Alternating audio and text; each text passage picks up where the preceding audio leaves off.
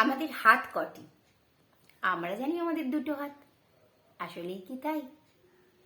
তার সাথে কিন্তু একটা হাত অবশ্যই জুড়ে যায়, সেটা হলো অজুহাত। এই অজুহাত আমরা কথায় কথায় দেখিয়ে ফেলি, দেখাতে দেখাতে না অভ্যস্ত হয়ে পড়ি। এটাই বোধহয় আমাদের দায়িত্ব এড়িয়ে যাওয়ার সঠিক পন্থা। কিন্তু কি তাই বন্ধুরা?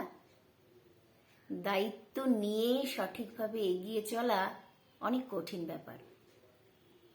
আপনি যদি সেই দায়িত্ব পালন করতে অক্ষম হন, সরাসরি জানিয়ে দিলেই অসুবিধা কোথায়? কিন্তু সেটা বলতে পারবেন না, তার পিছনেও অনেকগুলো কারণ থাকে। কিন্তু তার বদলে আমরা কি করি? একটা ছোট্ট অজুহাত ফেলে দিই।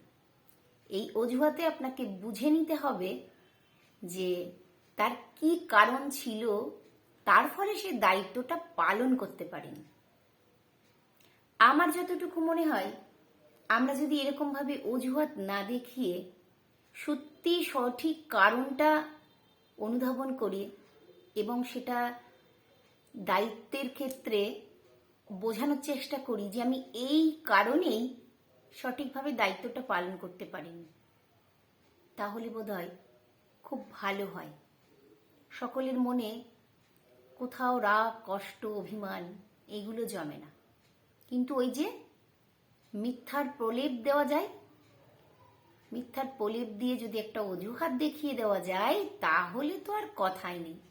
কিন্তু যাকে আপনি অজুহাত দেখাবেন, সে কিন্তু মনে মনে ঠিক আন্দাজ করে নেবে যে আপনি অজুহাতটা কেন দেখিয়েছেন। তার ফলে কি হবে? আপনার প্রতি যে শ্রদ্ধার জায়গাটা ছিল, সেই শ্রদ্ধার জায়গা থেকে আপনি অনেকটা নেমে যাবেন। আপনি সেই মানুষ যাকে দেখলেই সেই অপর পক্ষের ব্যক্তিটার মনে হবে এই তো কথায় কথায় অজুহাত দেখায়।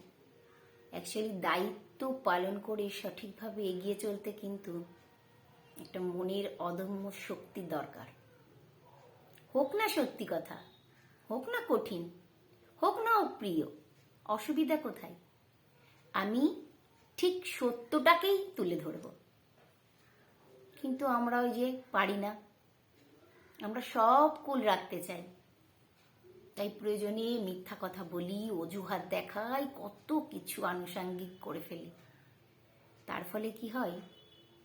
যাদের সাথে এগুলো করা হয় তারা তো অলরেডি বুঝতে পারে যে আপনি কিন্তু একটা অজুহাত দেখিয়ে দায়িত্বটা সম্পূর্ণভাবে সুন্দরভাবে গুছিয়ে নিজে দায়িত্ব নিয়ে সেই দায়িত্বটাকে এড়িয়ে যাচ্ছেন। তাই আমরা বলি কি, এভাবে কাউকে মনে কষ্ট না দিয়ে একটা সত্যি কথা, একটা সত্যি কারণ আমরা জানিয়ে দিই যে এই কারণে আমি দায়িত্বটা পালন করতে ব্যর্থ ছিলাম।